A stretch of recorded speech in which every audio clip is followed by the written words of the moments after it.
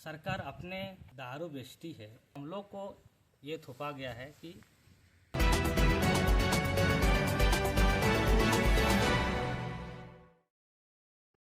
नमस्कार, अटल Jharkhand YouTube channel में आपका स्वागत है।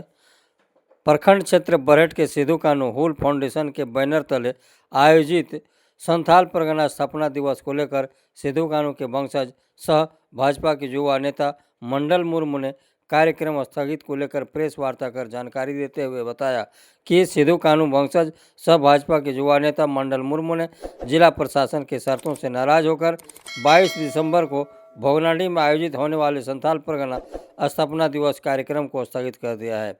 यह जानकारी मंडल मुर्मू ने रविवार को प्रेस कॉन्फ्रेंस कर दी। उन्होंने बताया कि बीते 8 दिसंबर को अनुमंडल पदाधिकारी साहेबगंज को आवेदन देकर के भोगनाडी में संथाल परगना स्थापना दिवस पर सांस्कृतिक कार्यक्रम 22 दिसंबर को मनाने की अनुमति मांगी थी। उन्होंने कहा कि भोगनाडी स्टेडियम में प्रत्येक साल की भांति इस बार भी स्थापना दिवस पर सांस्कृतिक कार्यक्रम की तैयारी को लेकर गांव-गांव में संस्था के सदस्य प्रचार प्रसार की तैयारी शुरू कर दी गई थी, लेकिन 20 दिसंबर शनिवार रात को जिला प्रशासन की ओर से व्हाट्सएप पर गाइडलाइन के तहत कार्यक्रम करने की अनुमति तो दी गई, लेकिन कई शर्तों के साथ। शर्त कैसी है और क्या है, सुनिए मंडल मुर्मू से। शहीदों को नमन जोहार करते हैं और प्रत्येक वर्ष के भांति इस वर्ष भी हम लोग 22 दिसंबर संथाल परगना स्थापना दिवस मनाने जा रहे थे, जिसमें जिला प्रशासन को भी हमने 8 तारीख को अनुमति हेतु आवेदन दिया था।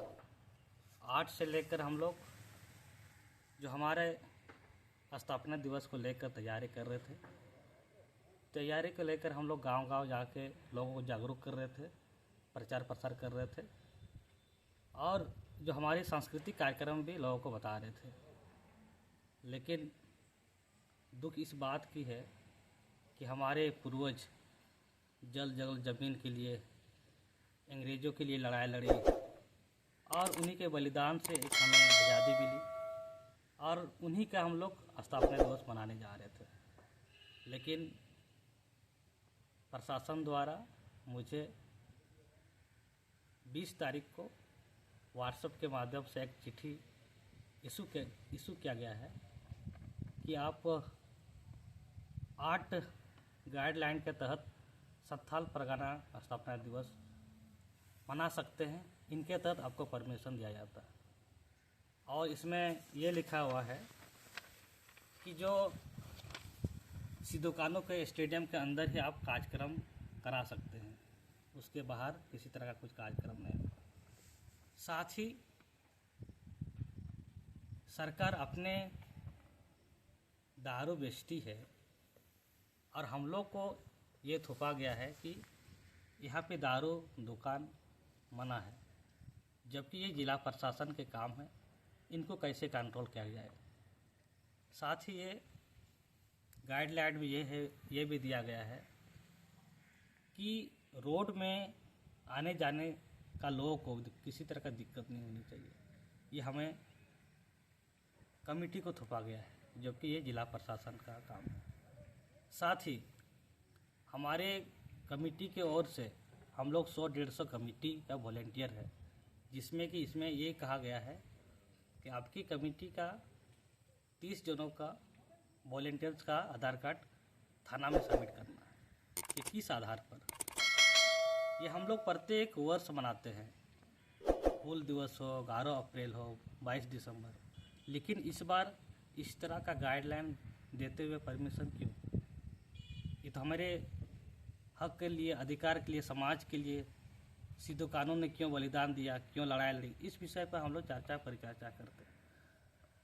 लेकिन प्रशासन इस तरह का हमें गाइडलाइन को दिया और हम समझते हैं ये हमें फंसाने की प्लानिंग है।